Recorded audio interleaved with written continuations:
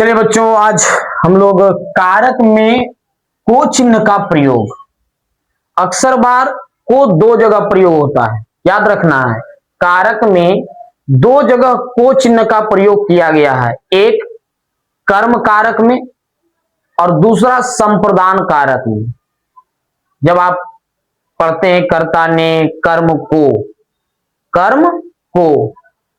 और संप्रदान को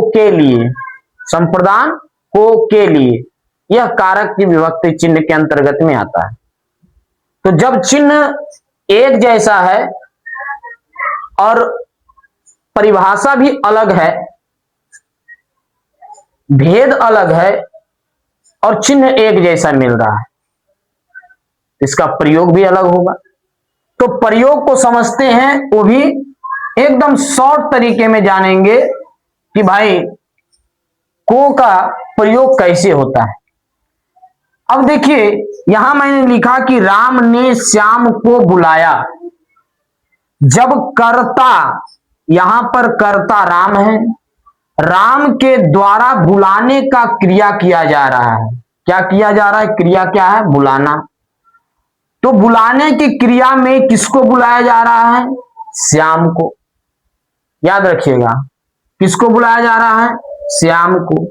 तो राम ने किसको बुलाया? तो श्याम को बुलाया। यानी कर्म के अकॉर्डिंग अगर हम कहें कि कर्म के अनुसार राम का कर्म है श्याम को बुलाना, तो जब कर्म का प्रयोग होगा क्रिया के साथ, वहां पर को विभक्ति चिन्ह का प्रयोग होगा। किस संबंध में? कर्म के अनुसार। बच्चों एक चीज और नोट करिएगा, कर्म जो है, कर्म में को जो है वो कहीं कहीं पर दिखते हैं, कहीं कहीं पर नहीं दिखेंगे, याद रखिएगा। अब इसकी पहचान करने का तरीका क्या है मैं आपको बताता हूं। जैसे सोहन फल खाता है, तो देखिए यहां पर क्रिया है और क्रिया शब्द से पहले को चिन्ह का प्रयोग करें। कर्म के बाद सोहन किसको खा रहा है? प्रश्न लगाएंगे, क्या चीज को खा रहा है? तो भाई फल को। तो देखिए यहां पर को ऑटोमेटिक नजर आ रहा है, यानी यहां पर नहीं था फिर भी यहां छुपा हुआ है। तो कर्म क्या होता है? कर्म कारक जो होते हैं कहीं कहीं पर दिखते हैं को चिन्ह, कहीं कहीं पर नहीं दिखते हैं। ऐसा आपको दिमाग लगाना होगा और यहां पर प्रश्न लगाना होगा, किसको, क्या चीज को। अगला अगर बात करें इस को का चिन्ह का प्रयोग, आपको पता है संप्रदान कारक। अब संप्रदान को अगर हम तोड़े तो दान शब्द निकलता है, प्रदान शब्द। प्रदान का मतलब होता है देना, प्रदान का मतलब क्या होता है? देना।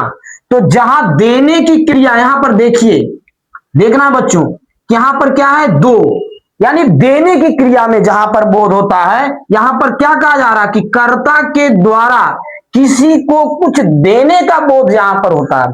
कर्ता के द्वारा, यहां कर्ता छुपा हुआ है, यहां पर कोई कर्ता है छुपा हुआ है।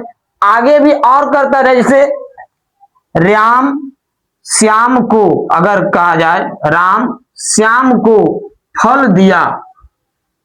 अब देखिए यहां पर भी देने का क्रिया हो रहा है और किसको दे रहा है? श्याम को क्या दे रहा है? फल दे रहा है। यानी देने का जहां क्रिया होगा वहां को का अगर प्रयोग हो रहा है तो समझ जाइएगा यह संप्रदान कारक है। कौन सा कारक है? संप्रदान कारक। देने का क्रिया हो और अगर को चिन्ह मिल रहा है तो वहां संप्रदान कारक। जहां पर किसी काम का प्रभाव पड़ रहा है दूसरे पर तो कर्म कारक है। और कर्म कारक का परिभाषा है कि कर्ता के द्वारा किया गया कार्य का प्रभाव जिस पर पड़ रहा है वह कर्म कारक कहलाता है। याद रखना है बच्चों, एकदम शॉर्ट तरीका मैंने बताया है। वीडियो कैसी लगती है मुझे बताइए, कमेंट में अपनी राय रखिए। और भी कुछ जानकारी अध्ययन करना हो, बताना हो, पूछना हो तो हमें जरूर लिखेंगे। धन्यवाद, आपका दिन शुभ हो।